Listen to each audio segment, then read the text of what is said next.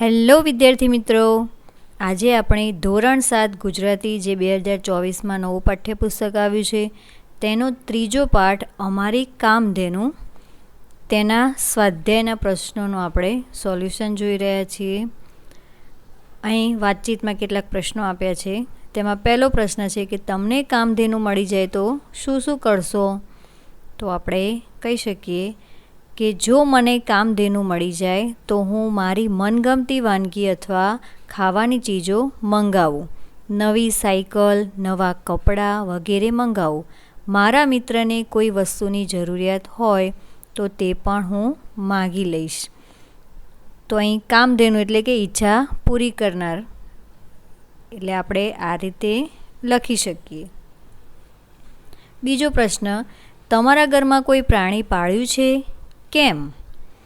તો જો તમે તમારા ઘરમાં કોઈ પ્રાણી પાળ્યું હોય તો તમે એના વિશે લખી શકો છો, અથવા આ રીતે પણ લખી શકો કે મારા ઘરે કોઈ પ્રાણી પાળવામાં આવ્યું નથી. હું પ્રાણીઓને પ્રેમ કરું છું, પણ પ્રાણીઓને બંધનમાં રાખવા એ યોગ્ય નથી. પ્રશ્ન 3, તમે કોઈ પ્રાણી કથા સાંભળી છે? કઈ? હા, પંખી હોય કે પ્રાણી, હિંસક હોય કે શાકાહારી, તરસ તો ભાઈ બધાને જ લાગે. આ જંગલમાં રહેતા પ્રાણીઓ પણ પોતાની તરસ છીપાવતા ઘણા વર્ષો પહેલાંની આ વાત છે. એક મોટું જંગલ હતું. આમાં અનેક જાતના પ્રાણીઓ અને પંખીઓ રહેતા હતા, જેમાં વાઘ, સિંહ, ચિત્તો, દીપડો, રીંછ જેવા હિંસક પ્રાણીઓ તો વળી સસલા, હરણ, હાથી જેવા શાકાહારી પ્રાણીઓ પણ રહેતા હતા. એટલું જ નહીં, આ જંગલમાં મોર, પોપટ, કોયલ, બાજ, કબૂતર, કાગડો, ચકલી જેવા સુંદર મજાના પંખીઓ પણ રહેતા હતા. તેઓ પાણી પીવા માટે જંગલમાં આવેલા એક નાનકડા તળાવે જતા. તળાવ ઘણું નાનું હતું એટલે તેમાં પાણી પણ ઓછું રહેતું. ચોમાસાના વરસાદમાં થોડાક પાણીથી જ તળાવ ભરાઈ જતું અને પાણી માંડ શિયાળા સુધી ચાલતું. ઉનાળો આવતા સુધીમાં તો એ પાણી સુકાઈ જતું અને ઉનાળાના ખરા બપોરમાં જ પ્રાણીઓને તરસે મરવાનો સમય આવતો. જંગલના બધા જ પ્રાણીઓ આ વાત જાણતા હતા. ઘણીવાર તો ઉનાળામાં તળાવમાં ઓછું પાણી રહ્યું હોય ત્યારે જંગલના આ પ્રાણીઓ વચ્ચે પાણી પીવા માટે ઝઘડા પણ થતા અને ક્યાંક મોટા પ્રાણીઓ નાના પ્રાણીઓને મારી પણ નાખતા. પણ હવે આ સમસ્યાનો ઉપાય કેમ કરવો? હવે આ જંગલના પ્રાણીઓમાં એક વાંદરો પણ રહેતો હતો. તે ઘણો જ ચતુર હતો. એકવાર તેને જંગલના બધા જ પ્રાણીઓને ભેગા કર્યા અને સમજાવ્યા કે આપણા જંગલમાં પ્રાણીઓની સંખ્યા વધારે છે એટલે પાણી વધારે જોઈએ, પણ આપણું આ તળાવ ખૂબ જ નાનું છે એટલે થોડુંક જ પાણી છે. જો ઉનાળામાં પાણી જોઈતું હોય તો આ તળાવને ખોદીને મોટું અને ઊંડું કરવું પડશે. વિચાર બધાને યોગ્ય લાગ્યો અને ગમ્યો પણ. બસ પછી શું, બીજા દિવસે જંગલના બધા પ્રાણીઓ તળાવ આગળ ભેગા થયા અને ગરમીને લીધે સુકાઈને ખાલી થયેલા તળાવને પોતપોતાની આવડત મુજબ ખોદીને મોટું અને ઊંડું કરવા લાગ્યા. થોડાક દિવસોમાં તો તળાવ ખૂબ મોટું અને ઊંડું થઈ ગયું. પછી ચોમાસું આવ્યું અને વરસાદ પડ્યો. આખું તળાવ પાણીથી છલોછલ ભરાઈ ગયું. આટલું બધું પાણી જોઈને બધા જ પ્રાણીઓ ખુશ થઈ ગયા. પછી એ પાણી આખું વરસ ચાલ્યું. એ પછીના ઉનાળે કોઈ પ્રાણીને પાણીની તંગી રહી નહીં. આ વાર્તા પરથી બોધ મળે છે કે આપણે ભવિષ્યનો વિચાર વર્તમાનમાં જ કરી લેવો જોઈએ. પ્રશ્ન 4, તમને કયું પ્રાણી સૌથી વધુ ગમે છે? શા માટે? તો અહીંયા તમને જે પ્રાણી ગમતું હોય એના વિશે તમારે લખવાનું છે. મને પ્રાણીઓમાં ગાય વધારે ગમે કારણ કે તે દૂધ આપે છે. તે દૂધ પીને આપણે સ્વસ્થ રહીએ છીએ. પ્રશ્ન 5, પ્રાણીઓની સાર સંભાળ કઈ રીતે લઈ શકાય? પ્રાણીઓને સમયસર ભોજન, પાણી આપવું જોઈએ, તેની સાફ સફાઈ રાખવી જોઈએ, બીમાર થાય ત્યારે યોગ્ય સારવાર કરાવવી જોઈએ, ઠંડી, ગરમી અને વરસાદથી રક્ષણ મળી રહે તેવું આયોજન કરવું જોઈએ. આમ પ્રાણીઓની સાર સંભાળ કુટુંબના સભ્યની જેમ રાખવી જોઈએ. પ્રશ્ન 6, તમને લાગે છે કે બોડી ગાયથી આખા ઘરનું ગુજરાન ચાલી શકે?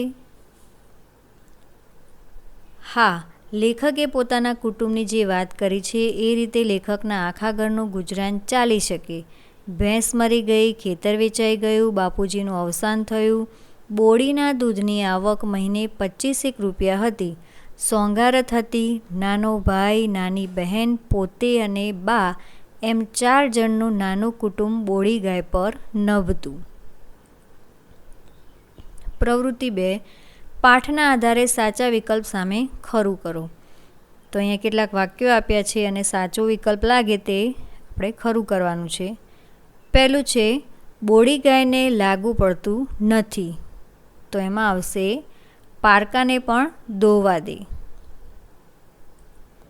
બીજું, બોડીનો વંશવેલો બહુ મોટો, કારણ કે બોડી દર 1.25 વર્ષે વિયાતી હતી. ત્રીજું વાક્ય, વાડીનો પીપળો બોડી પીપળો તરીકે ઓળખાયો, કારણ કે બોડીને પીપળા નીચે દાટી હતી. પ્રવૃત્તિ 3. વિગત વાંચો અને લેખકે આવું શા માટે કહ્યું હશે સમજાવો. એમાં પહેલું વાક્ય આપ્યું છે કે એ ગઈ તે જ વર્ષે મારો કોલેજનો અભ્યાસ પૂરો થયો, મને નોકરી મળી, એ પણ કેવો અકસ્માત. તો આ વાક્યનો અર્થ થશે કે લેખકના બાપુના અવસાન પછી ઘરનો નિર્વાહ બોડી ગાયના દૂધને વેચવાથી મળતા પૈસાથી થતો હતો. બોડી ગાયે ઘણા વર્ષો સુધી પરિવારના નિર્વાહની જવાબદારી એકલીએ પૂરી કરી હતી. તેણે લેખકની બાને પરિવારના નિર્વાહ માટે કોઈની પાસે હાથ લાંબો કરવાની વેળા આવવા દીધી ન હતી. અને જ્યારે બોડી ગાય મૃત્યુ પામી ત્યાં સુધીમાં તો લેખકનો અભ્યાસ પૂર્ણ થઈ ગયો હતો, તેમને નોકરી મળી ગઈ હતી. આમ બોડી અંગે લેખકે ઉપરોક્ત વાક્ય કહ્યું હશે. બીજું વાક્ય છે, જાનવરને મમતા આપો પછી જુઓ એ શું નથી આપતા. એટલે કે લેખકે કહેલું આ વાક્ય સૂચવે છે કે જાનવર પણ પ્રેમ મમતાને સમજે છે. પ્રેમ અને મમતા મળતા આપણા પરિવારનું એ પણ સદસ્ય બની જાય છે. આપણા પરિવારના સુખ દુઃખમાં એ ભાગીદાર બને છે. પરિવાર પર આવતા સંકટોમાં મદદરૂપ થાય છે. જેમ કે બોડી ગાય લેખકના ઘરે ચોરી કરવા આવેલા ચોરને જોઈને બરાડા પાડીને ફળિયાના સૌને જગાડે છે અને ચોરને ભગાડી મૂકે છે. લેખકના બાપુના મૃત્યુ વખતે પણ તે સ્વજનને ગુમાવ્યાનું દુઃખ અનુભવે છે. પ્રવૃત્તિ 4. આપેલ જાહેરાતને આધારે પૂછેલા પ્રશ્નોના જવાબ લખો. બીજા 2 પ્રશ્નો બનાવી તેના જવાબ લખો. તો અહીંયા તમને એક જાહેરાત આપી છે, મેઘધનુષ્ય ડેરી પાર્લર, અને એના વિશેની કેટલીક માહિતી આપી છે. એ માહિતીનો તમારે અભ્યાસ કરવાનો અને નીચેના પ્રશ્નોના જવાબ આપવાના છે. તો અહીંયા નીચે કેટલાક પ્રશ્નો આપ્યા છે.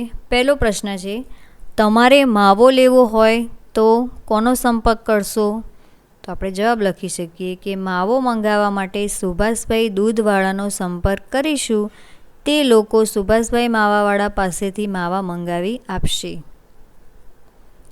પ્રશ્ન 2. મેઘધનુષ્ય ડેરી પાર્લર કેટલા વર્ષોથી કાર્યરત છે? તો અહીંયા તમને ઉપર આપેલું છે કે છેલ્લા 2.5 દાયકાથી આપની અવિરત સેવામાં. તો આપણે લખી શકીએ કે મેઘધનુષ્ય ડેરી પાર્લર 25 વર્ષથી કાર્યરત છે. પ્રશ્ન 3. મેઘધનુષ્ય ડેરી પાર્લર મહિનામાં કેટલા દિવસ બંધ રહેશે? તો અહીંયા તમને નીચે માહિતી આપી છે કે દર અમાસે રજા રહેશે. તો આપણે જવાબ આ રીતે લખીશું કે મેઘધનુષ ડેરી પાર્લર મહિનામાં 1 દિવસ અમાસે બંધ રહેશે. પ્રશ્ન 4. આ ડેરીમાં કઈ કઈ વસ્તુઓ મળતી હશે? તો એ પણ માહિતી તમને આપી છે કે માવા સિવાયની બધી જ વાનગીઓ મળશે. તો આપણે જવાબ લખીશું, આ ડેરીમાં માવા સિવાયની દૂધની દરેક વાનગીઓ મળશે. પ્રશ્ન 5 જે આપણે જાતે બનાવવાનો હતો, તો એમાં આપણે બનાવી શકીએ કે મેઘધનુષ્ય ડેરી ક્યાં આવેલી છે? મેઘધનુષ્ય ડેરી નવા નરોડા અમદાવાદ ખાતે ઓમેનિયમ કોમ્પ્લેક્સમાં આવેલી છે. પ્રશ્ન 6. ડેરીમાં વિશેષ વળતર ક્યારે આપવામાં આવે છે? તો આપણે જવાબ લખીશું ડેરીમાં વિશેષ વળતર ધાર્મિક પ્રસંગે આપવામાં આવે છે. પ્રવૃત્તિ 5 વિકલ્પમાંથી શબ્દનો અર્થ ધારો અને એ અર્થ પર ચોરસ કરો. આ શબ્દવાળું વાક્ય પાઠમાંથી શોધીને લખો. અહીંયા પહેલું જ આપ્યું છે શેર. શેરનો અર્થ થશે ધાર. તો વાક્ય થશે નાનું છોકરું આંચળમાં હાથ નાખી ખેંચે ને દૂધની શેર કાઢે તોય કશું ન કરે. બીજું છે લાયણી એટલે કે વેચાણ. એના દૂધની લાયણીના મહિને 25 રૂપિયા આવતા. પેટીયું એટલે ગુજરાન. વાક્ય થશે નાનો ભાઈ અને નાની બહેન એટલા જ ઘરમાં એટલે અમારું પેટીયું નીકળતું. પ્રવૃત્તિ 6 લીટી દોરેલ શબ્દ સમૂહની જગ્યાએ એક શબ્દ મૂકી વાક્ય ફરીથી લખો. તો અહીંયા પહેલું વાક્ય આપ્યું છે કે મને તાજું ફીણવાળું દૂધ ખૂબ ભાવે છે. તો તાજું ફીણવાળું દૂધ એટલે કે શેડ કઢું. એટલે આપણે વાક્ય લખીશું કે મને શેડ કઢું દૂધ ખૂબ ભાવે છે. બીજું વાક્ય મારા મિત્રને ઘેર જ્યારે જોઈએ ત્યારે દૂધ આપનારી ગાય છે. તો જ્યારે જોઈએ ત્યારે દૂધ આપનારી ગાયને કામધેનુ કહેવાય. તો વાક્ય થશે મારા મિત્રને ઘેર કામધેનુ છે. ત્રીજું વાક્ય રામજીભાઈ એમની ભેંસને દરરોજ માલિશ કરે. તો માલિશ કરવી એટલે ખરેરો કરવો. તો વાક્ય થશે રામજીભાઈ એમની ભેંસને દરરોજ ખરેરો કરે છે. પ્રવૃત્તિ 7 ઉદાહરણ અનુસાર બીજા શબ્દ પાઠમાંથી શોધીને લખો. તો અહીંયા ઉદાહરણ આપ્યું છે કે વેડા કવેડા, નિયમિત અનિયમિત, ચોખ્ખું ગંદુ. તો આપણે બીજા કેટલાક શબ્દો લખીશું. સુખ દુઃખ, હયાત મૃત, સ્થિર અસ્થિર, પાપ પુણ્ય. પ્રવૃત્તિ 8 યોગ્ય શબ્દ પસંદ કરીને ખાલી જગ્યા પૂરો. તો અહીંયા કેટલાક શબ્દો આપ્યા છે કૌંસમાં. કેટલાય, ગાઢું, બોડી, ગરીબડા, શ્રદ્ધાળુ અને સારા નરસા. તો આપણે ખાલી જગ્યા પૂરવાની છે. બોડી ગાય ગરીબડા સ્વભાવની હતી. તેનું ગાઢું દૂધ અમે પીતા. શ્રદ્ધાળુ લોકો સારા નરસા પ્રસંગે બોડીનું છાણ લેવા આવતા. એકવાર બોડીને જાનવર કરડ્યું. બાએ કેટલાય ઉપાયો કર્યા. પ્રવૃત્તિ 9 અ બ અને ક માંથી વાક્યના અંશ લઈ અર્થસભર વાક્ય બનાવો. તો અહીંયા તમને અ બ અને કમાં કેટલાક વાક્યો આપ્યા છે અને એ તમારે જોડવાના છે અને વાક્ય બનાવવાનું છે. તો પહેલું થશે કે બોડી ગાય તો કુટુંબની અને કામધેનુ હતી.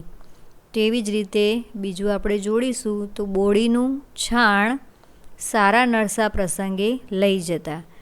ત્રીજું થશે પીપળો આજે અને બોડી પીપળો કહેવાય છે.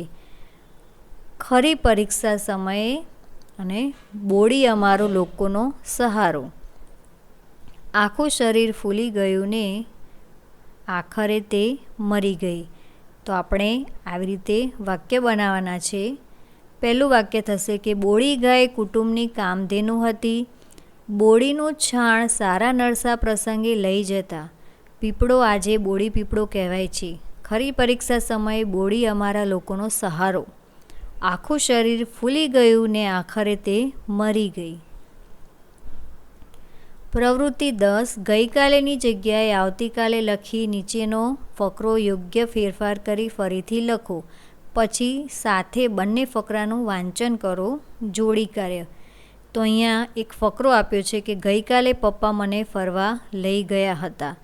તો અહીંયા ગઈકાલેની જગ્યાએ આપણે આવતીકાલે લખી અને ફકરોમાં જે ફેરફાર થાય એ ફેરફાર લખવાના છે. તો આપણે આવી રીતે લખીશું કે આવતીકાલે પપ્પા મને ફરવા લઈ જશે. પપ્પા મને આઈસ્ક્રીમ ખવડાવશે. પપ્પાની પહેલાં હું આઈસ્ક્રીમ ખાઈ જઈશ. મારા મોઢા પર આઈસ્ક્રીમ થઈ જશે. તેથી પપ્પા ખડખડાટ હસી પડશે. તો આ રીતે આપણે ફકરો લખવાનો છે. પ્રવૃત્તિ 11 પ્રશ્નોના જવાબ લખો. પહેલો પ્રશ્ન છે કે લેખકે બોળી ગાયને એમની કામધેનુ તરીકે શા માટે ઓળખાવી હશે? તો આપણે કહી શકીએ કે લેખકના બાપુજીના અવસાન પછી બોળી ગાય અને એક ભેંસ તેમના પરિવારના ગુજરાનનું એકમાત્ર સાધન હતું. ભેંસ વરસના આત્રે મરી ગઈ હતી. બીજી ભેંસ ખરીદવાની આર્થિક સ્થિતિ નહોતી. ખેતર વેચાઈ ગયા પછી બોળી ગાય ઉપર જ લેખકનું કુટુંબ નભતું હતું.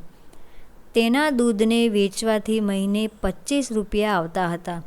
સોંગવારીના એ સમયમાં આ રકમથી પરિવારનું ગુજરાન ચાલતું હોવાથી લેખકે બોળી ગાયને તેમની કામધેનુ તરીકે ઓળખાવી હશે. પ્રશ્ન 2. ઘરના બધા ગાયની શી સંભાળ રાખતા? તો ઘરના બધા બોળી ગાયને સ્વજનની જેમ ચાહતા હતા. સૌ તેને બહુ લાડ કરતા ને તેનો દરરોજ ખરેરો કરતા હતા. તેને લીલું ઘાસ અને સારી રીતે ભરેલો બાફણાનો ટોપલો ખાવા માટે આપતા. ગાયને નિયમિત નવડાવીને ચોખ્ખી રાખતા. ગાયને પણ ચોખ્ખાઈ જ ગમતી. બાળકો તેની સાથે રમતા અને લીલી ચાર પોતાના હાથે કાપીને ખવડાવતા. પ્રશ્ન 3. બોળી ગાયને સ્વચ્છતા ગમતી એવું તમે શા પરથી કહી શકો? બોળી ગાય પોતાના પીઠ, પગ વગેરેને જીભથી ચાટીને ચોખ્ખા રાખે છે. તે ગમે ત્યાં ગંદી જગ્યાએ બેસતી નથી. તે કદીએ ગંદુ ખાતી નથી. તે પોતાના વાછરડાને પણ ચાટી ચાટીને ચોખ્ખા રાખે છે. આ પરથી કહી શકાય કે બોળી ગાયને સ્વચ્છતા ગમે છે. પ્રશ્ન 4. બોળી ગાય આખા ગામની લાડકી હશે એમ શાના પરથી કહી શકાય? બોળી ગાયને ગામના લોકો બહુ માન આપે. બોળી ગાય ગોવાળામાં જાય ત્યારે શ્રદ્ધાળુ લોકો તેના માથે હાથ મૂકી આશકા લે. વાર તહેવારે સ્ત્રીઓ અને કુમારિકાઓ તેનું પૂજન કરે. સંક્રાંતિને દિવસે લોકો તેને ઘૂઘરી ખવડાવે. સારા નરસા પ્રસંગે લોકો બોળી ગાયના છાણ મૂત્ર લઈ જાય. આ પરથી કહી શકાય કે બોળી ગાય આખા ગામની લાડકી હશે. પ્રવૃત્તિ 12. આપેલ મુદ્દાઓનો ઉપયોગ કરીને મારું પ્રિય ઝાડ વિશે લખો. તો અહીંયા કેટલાક મુદ્દા આપ્યા છે કે પ્રિય ઝાડ, પ્રિય હોવાનું કારણ, તેની આગવી વિશેષતા, તેનાથી થતા લાભ અને તેના ફળ અને ફૂલ. તો આ કેટલીક માહિતીને આધારે તમારે મારું પ્રિય ઝાડ વિશે લખવાનું છે. તો તમને જે પ્રિય હોય તે ઝાડ વિશે તમારે લખવાનું છે. મારું પ્રિય ઝાડ. વડ મારું પ્રિય ઝાડ છે. તેને વટવૃક્ષ પણ કહે છે. આપણા હિન્દુ ધર્મમાં એ આસ્થાનું પ્રતીક છે. એ આપણું રાષ્ટ્રીય વૃક્ષ છે. વડને શિવનું સ્વરૂપ માનવામાં આવે છે. બ્રહ્મા, વિષ્ણુ અને મહેશની ત્રિમૂર્તિની જેમ વડ, પીપળો ને બીલીનો મહિમા છે. વડની ડાળીઓમાંથી વડવાઈઓ નીકળી લટકે છે. વડવાઈ પકડીને હિંચકા ખાવાની મજા પડે છે. વડના ઝાડ પર પંખીઓ માળા બાંધે છે. વડની છાયા શીતળ હોય છે. એમાં પશુ પંખી વટે માર્ગું ને થાકેલા વ્યક્તિઓ આરામ ને શાંતિ મેળવે છે. એના ફળને ટેટા કહે છે. તે નાના ને લાલ રંગના હોય છે. વડના પત્તા, ડાળીઓ કે કળીઓને તોડવાથી દૂધ જેવો રસ નીકળે છે. વૃક્ષોમાં વડ રાજા છે. પ્રવૃત્તિ 13. મોટેથી વાંચો, સમજો, પછી ગુજરાતીમાં અર્થ કહો. The cow is a domestic animal. It is found worldwide in various sizes, shapes and colors. The cow is a gentle and friendly animal. The cow's milk is a rich source of high quality. તો એનો ગુજરાતી અર્થ થશે, ગાય એ પાલતુ પ્રાણી છે. તે વિવિધ આકાર, કદ અને રંગમાં વિશ્વભરમાં જોવા મળે છે. ગાય એ પ્રેમાળ અને મળતાવડું પ્રાણી છે. ગાયનું દૂધ ઉચ્ચ ગુણવત્તાવાળું હોય છે. અહીંયા ભાષા સજ્જતા આપી છે. એમાં સ્વતંત્ર લેખન. તો તો વિદ્યાર્થી મિત્રો, ભાષાના 4 કૌશલ્યો પૈકીના એક કૌશલ્ય એટલે લેખન કૌશલ્ય જીવનમાં આપણે વારંવાર આપણા વિચારોને, માન્યતાઓને કે લાગણીને લખીને રજૂ કરવાનું બને છે. આપણે જો લેખનમાં કુશળ હોઈએ તો આપણું કાર્ય અસરકારક બની શકે. ચાલો આપણે સારા લખનાર બનવા માટેનો અભ્યાસ અત્યારથી શરૂ કરી દઈએ. તો અહીંયા લેખન કૌશલ્ય માટેના કેટલાક મુદ્દા આપેલા છે, સ્વતંત્ર લેખન માટેના. તો તેનો તમારે અભ્યાસ કરવાનો છે કે સ્વતંત્ર લેખન કઈ રીતે લખી શકાય, સ્વતંત્ર લેખન લખવા માટે શું ધ્યાન રાખવું જોઈએ.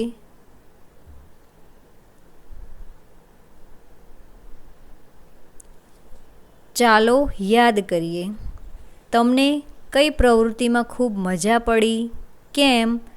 તો તમને જે પ્રવૃત્તિમાં મજા પડી હોય તેના વિશે તમારે ચર્ચા કરવાની અને લખવાનું છે. કઈ કઈ પ્રવૃત્તિઓ તમને કઠિન લાગી, ક્રમ લખો. તો અહીંયા જે પ્રવૃત્તિ તમને કઠિન લાગી હોય તેનો ક્રમ લખવાનો છે. કઈ કઈ પ્રવૃત્તિઓ કરવામાં તમે તમારા મિત્રને મદદ કરી હતી, તો એ પણ પ્રવૃત્તિનો ક્રમ તમારે અહીંયા લખવાનો છે. કઈ કઈ પ્રવૃત્તિઓ કરવામાં વધુ સમય લાગ્યો હતો, તો એ ક્રમ લખવાનો છે. સૂચના મુજબની કઈ પ્રવૃત્તિ કરવામાં તમારે વધુ પ્રયત્ન કરવો પડ્યો હતો. પછીનો મુદ્દો છે કે એકમમાં નવા શીખ્યા હોય તેવા કયા શબ્દો તમને યાદ છે, બોલો. તો એ નવા શીખેલા શબ્દો તમારે બોલવાના છે. પ્રવૃત્તિ 12માં તમે કયા ઝાડ વિશે લખ્યું હતું, તો એ પણ તમારે લખવાનું છે.